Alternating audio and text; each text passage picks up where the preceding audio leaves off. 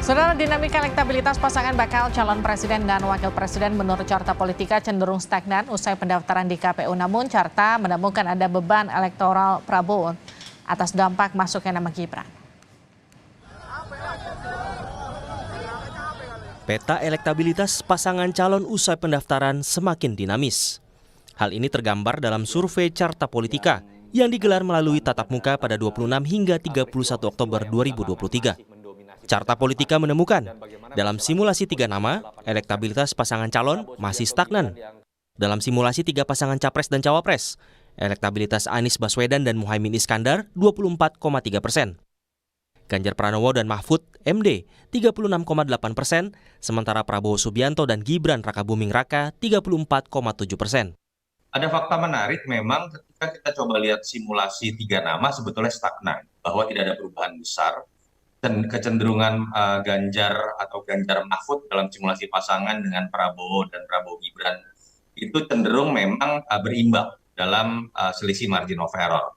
Mas Anies ada di angka sekitar 24%. Tetapi yang menarik adalah ketika kita masuk dalam simulasi head to head. Dalam simulasi 2 pasangan, elektabilitas Anies Muhaimin 34,4%, sementara Ganjar Mahfud 45,5%. Adapun 20,1% lainnya memilih tak menjawab atau tidak tahu. Dalam simulasi 2 pasang lainnya, elektabilitas Anies Muhaimin 29%, sementara Prabowo Gibran 50,3%. Adapun 20,7% lainnya memilih tak menjawab atau tidak tahu. Dalam simulasi 2 pasang lainnya, elektabilitas Ganjar Mahfud 40,6%, sementara Prabowo Gibran 43,5%. Adapun 15,9% lainnya memilih tak menjawab atau tidak tahu.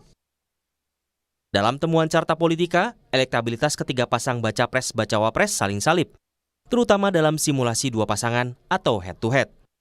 Carta menemukan ada faktor masuknya nama Gibran yang berpengaruh terhadap elektabilitas Prabowo dalam simulasi 2 pasangan saat berhadapan dengan Ganjar Pranowo Mahfud MD. Terkait dengan sentimen terhadap isu mahkamah keluarga, atau isu politik dinasti, ternyata betul bahwa keberadaan Mas Gibran di level persepsi itu menjadi bandul penggerak buat Pak Prabowo.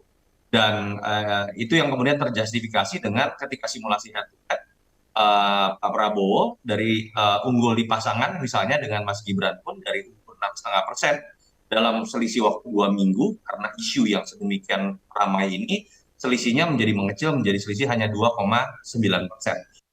Survei elektabilitas juga digelar oleh Lembaga Survei Indonesia pada 16 hingga 18 Oktober 2023 melalui sambungan telepon. Hanya saja survei yang digelar LSI dilakukan sebelum pendaftaran ke KPU.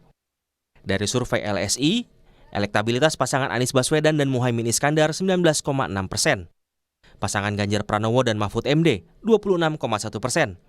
Sementara pasangan Prabowo Subianto dan Gibran Rakabuming Raka 35,9%. Kini, tersisa 3 bulan bagi ketiga pasangan calon untuk menaikkan elektabilitas mereka. Peta persaingan semakin dinamis jelang pemilihan umum 14 Februari 2024 mendatang. Tim Liputan, Kompas TV.